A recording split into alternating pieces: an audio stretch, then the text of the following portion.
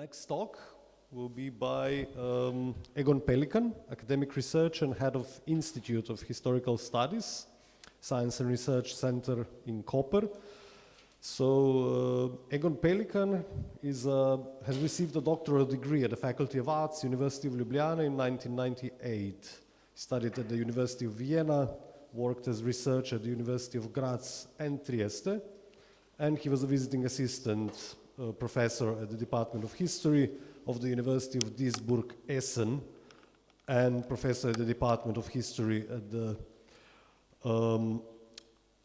Saxon Academy of Sciences and Humanities in Leipzig. So he will be, among other things, of course, so his lecture, his talk will be about Tone Král, the artist Tone Král, who is also part of the exhibition in Kostanjevica na Krki, of course, Distant Gaze exhibition, and the talk is titled Ideological Marking of Space along the Slovene-Italian ethnic border, art between Catholicism, fascism, and Slovene irredentism. Please.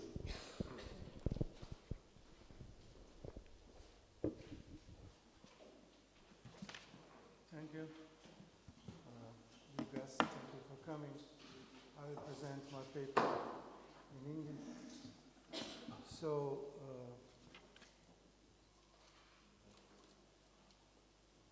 it's okay?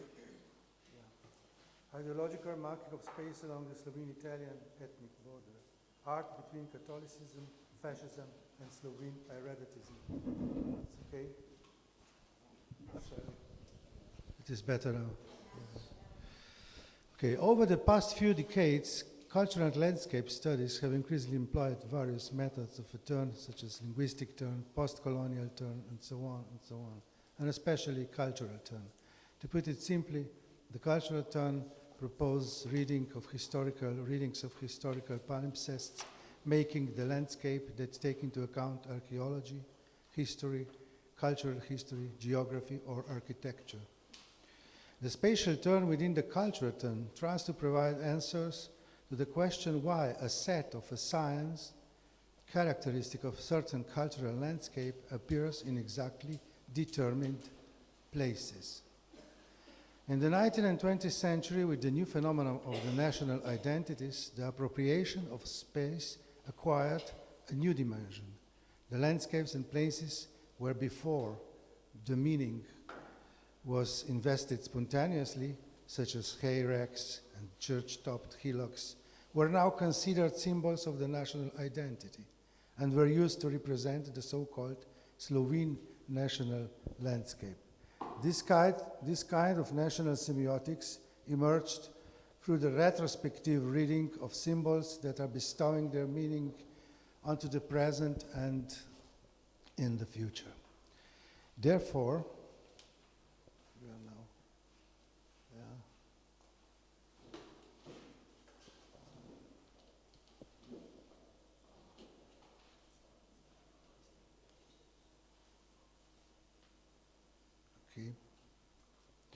Therefore, in space before was marked with the space before, if the space was marked with spontaneously invested symbols, in the 20th century, Central Europe saw an unspontaneous investment in meaning in space,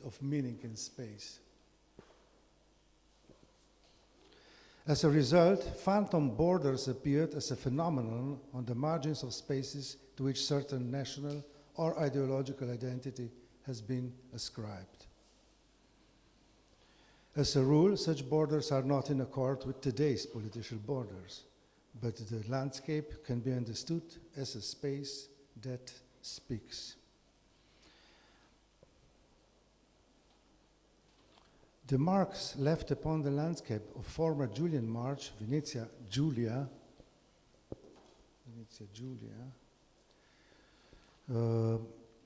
reveal a palimpsest of ideological languages created by the history of this borderland.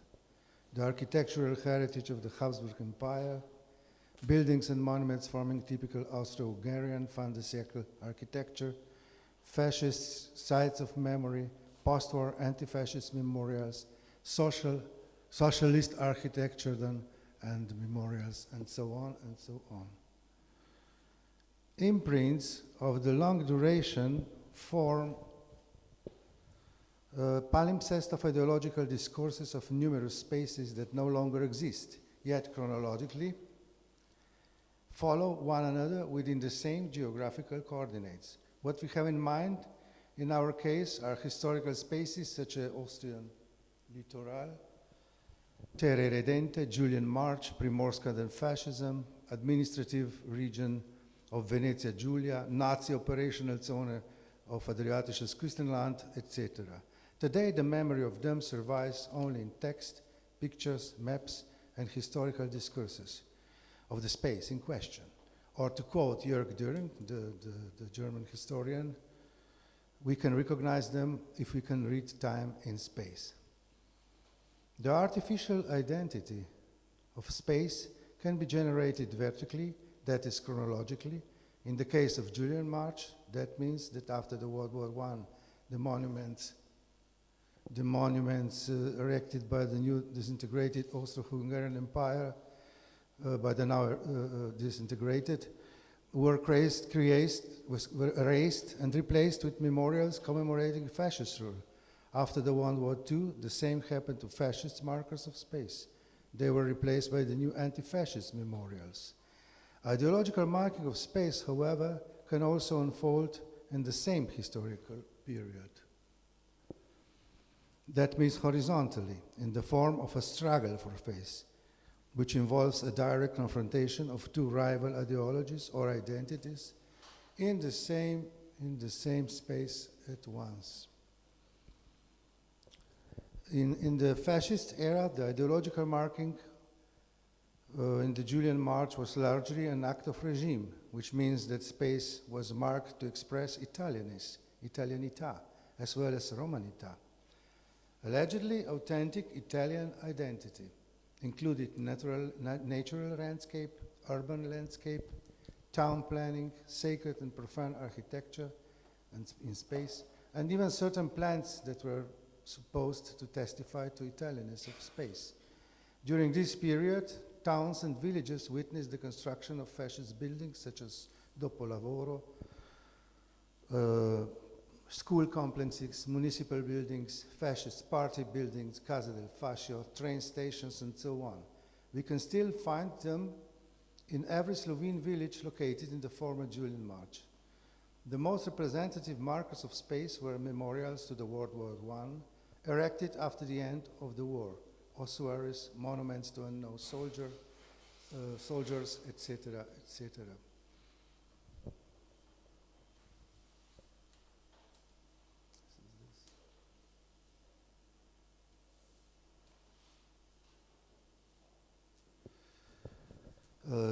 The other side of horizontal confrontation of two rival ideologies was the Slovenian one.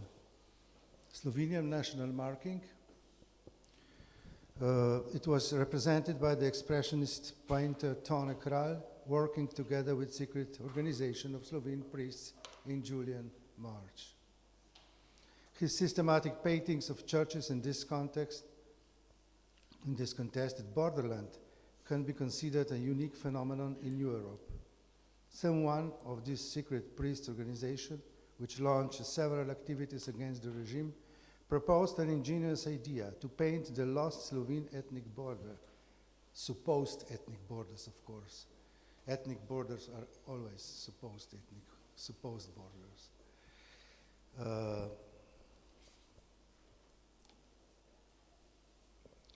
Our story, therefore, begins in the late 20s in one of the last spaces where national and ideological anti-marking of space within the fascist Italy was still possible, in a space which stays at last partially outside the control of the fascist regime in the interior of churches.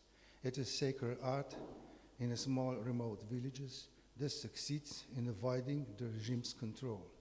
The paintings are full of ideological details with very specific micro-location in churches, behind the organ, in the church corners, and so on, encoded in upside-down portraits, reverse perspective, or a biblical narrative.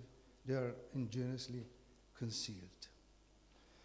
Italianas, Italianità versus Slovenus, therefore, appear as markers of opposite ideologies, national ideologies, and as contra-markers.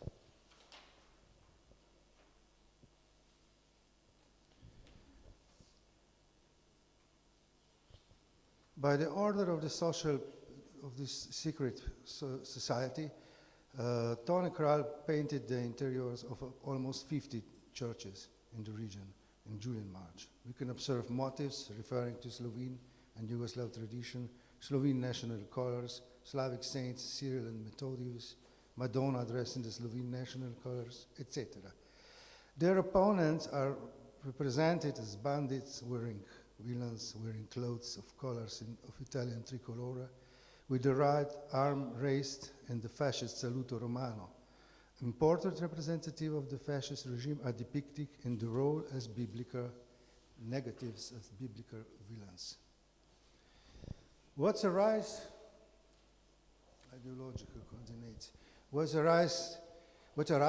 in the otherwise traditional conservative church milieu is a special counter-regime subculture, a subculture in conflict with the official, national, and exclusivist cultural dictated by the regime.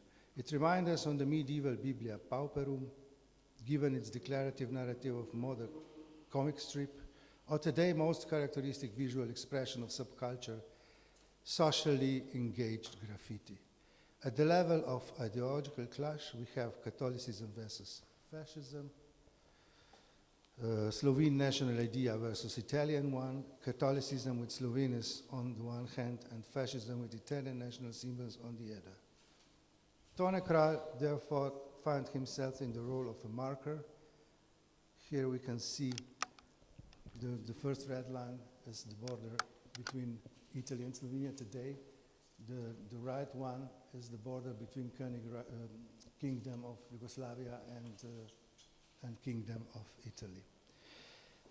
Tone Kral found himself in the role of a marker painter, and in Kral paintings, the negatively depicted signs of fascism are contrasted with the Slovene national symbols. For example, the painter portrays concrete Slovene villages that have been burned down, uniforms, weapons, helmets, swastikas, and so on.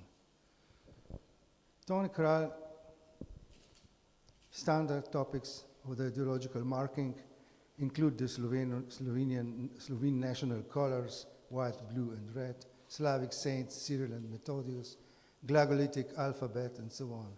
His standard topics are taken from biblical stories and expressed are related to the suffering of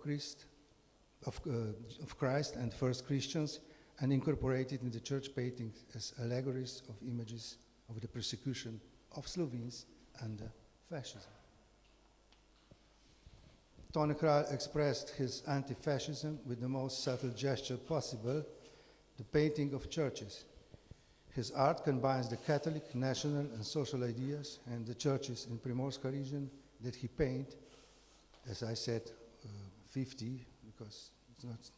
Sometimes you have just the presbyterium, other times you have the entire church depicted, so it's depends, but over 50 for sure. His art combines, as I said, Catholic, national, and social ideas. These churches depicted in Primorska region that he painted are an expression of national irredentism, anti-fascist, marking of the supposed, always as I said, supposed ethnic area. Let's see some examples. This is the map of the churches which are depicted by Tone Kral, and as I said, I believe it's really something unique in Europe to draw an supposed national border. So this is Tone Kral in year 1928, and we can now move quickly through some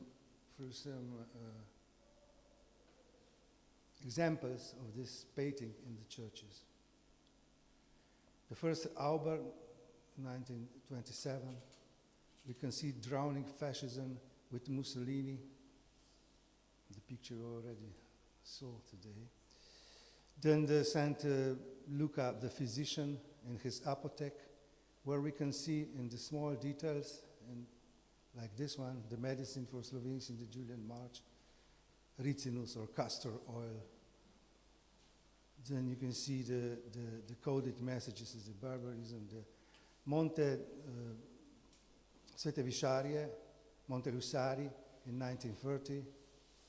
You can see the station of the cross, the crucified in the colors of Slovene, tricolore, so red, blue, white. By combining the blue color of the nail and the blue color of the nail, the whiteness of the skin, and the redness of the blood, he combined the Slovene tricolore. And the same happened then repeated in the deposition. It's again a detail. In Catinara, we can see, in Catinara, 1931, we can see the Pilate washes his hands, and in the picture we can see on the left side the fascist bundles, symbols of fascists. But in the crowd you can see the people raising their hand in saluto romano, in fascist salute. In Peuma in 1934 we can see the Archangel Michael in Slovene national colors, and when we turn upside down, we can see the face of Mussolini. In Šentviška Gora in 1941, you can see the St. Vitus healing a demon-possessed man. And when we turn the picture upside down, it reveals the Führer. And in the crowd, we can see two fascists. One is Mussolini and the other probably Augusto Turati.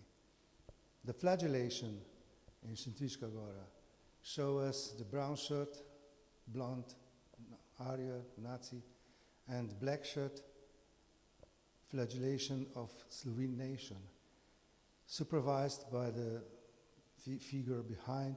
This is this one, and this is this one. And then this face is this face, and this face is again this face. In Hrenovica, in the parish church of St. Martin, we can see the crucifixion, again with a black shirt, with a fascist, and brown shirt with a Nazi color. And again, we have this combination of the nail, blood, and whiteness of the skin. Fascist salute with the daggers. Tone Král often find his motives in the Cinegiornali, that was like German Wochenschau, the short films about the regime, and from the newspapers and the Illustrierte Revue. Fascists are salute with the daggers. This is this one.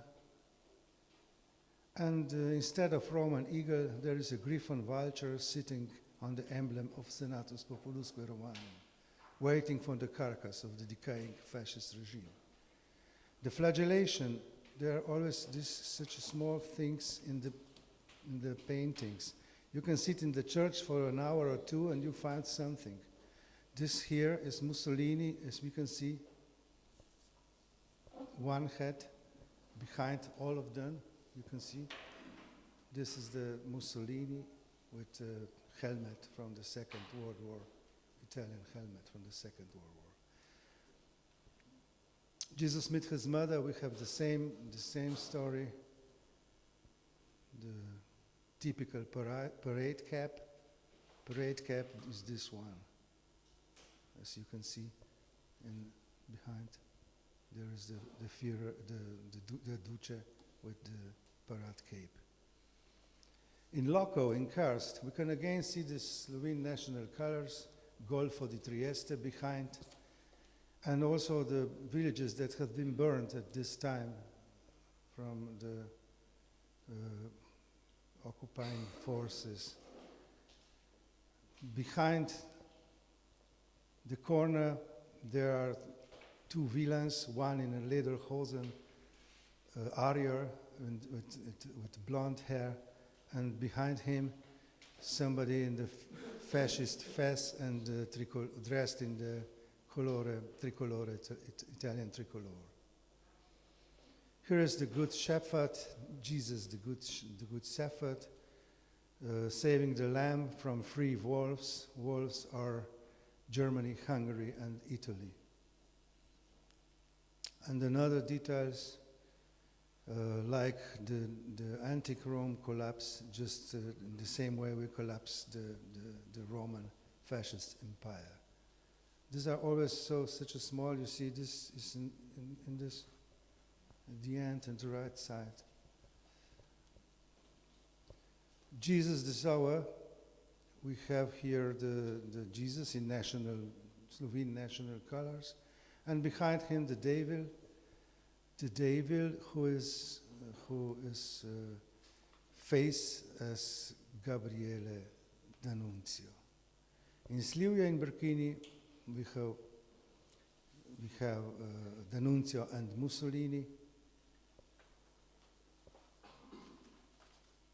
And this one is very interesting, St. Martin dividing the cloak with the beggar.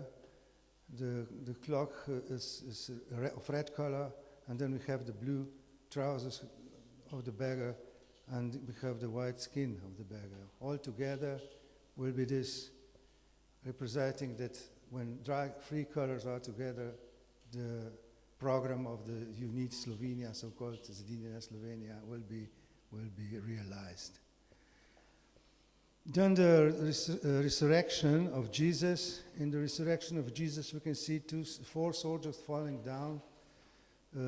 Two in Italian tricolore are already following, and the two German with a brown shirt and also the Pickelhaube are falling down. In the details, you can find the small swastikas in the back of these German soldiers. The station 11, we have here the crucifixion of the Slovene nation. On the one side Mussolini and on the other Hitler. This is the detail. Hitler in lederhosen is this one. And then we are in Socha near Bovec in 1944. In Bovec, we have Archangel Michael, who tramples the snake with the face of Mussolini. This face is this face. After the war in 1954, Tone Kralj was disappointed, was not satisfied with the new regime, with the new totalitarian regime. Actually, first 10 years after the war, it was a copy of the Stalin society in Soviet Union. And so he depicted among the crucified, but among the damned, he portrayed Karl Marx with capital. You can see it in the middle. Right from him, Tito and Jovanka. Not to forget on this detail, this is that ring of Tito, which was the gift from Stalin. And we have Henrik VIII of England, we have D'Annunzio, Hitler, Stalin, and so on. So that was the joke he made to the new regime. This is Tone Kralj in 1928, and these are the churches he depicted. Not all of them, but a part of them. As I said, we have churches where just the Presbyterium was depicted, or where he paid just a part of church or one altar or two. Thank you for listening.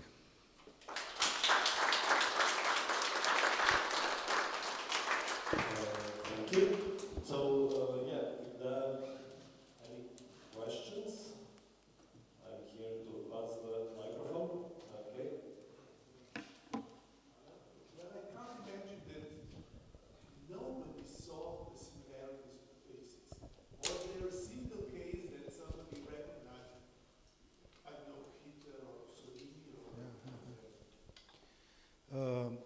lahko izkoristim priložnost prevajalca, or shall I answer in English? Yeah. That's the question I always have to deal with. In every presentation, it's a normal question. I'm asking the same question. How it is possible that in this 50 years of painting, of provocations, nobody found out what is going on. One response could be that is because the carabinieri, the spies, saw only one church at once. If they could see many of them, they can find out that that is the system behind this. This is one reason probably. Very probably a lot of luck, a lot of good luck for the painter, because it's really incredible. Because like Ovra, like Italian police, found out everything and not these paintings. Probably also because of for the trees they cannot see the wood.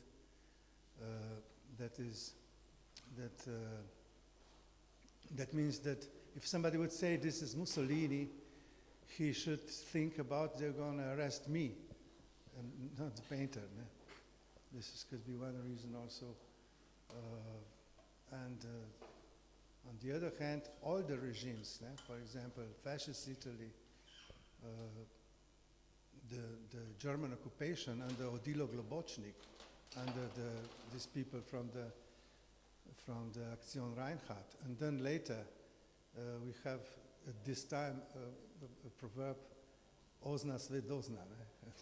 And this one was again a successful game with these symbols, also under fascism, because under communism, because it was not the only one made under communism. They are even much better.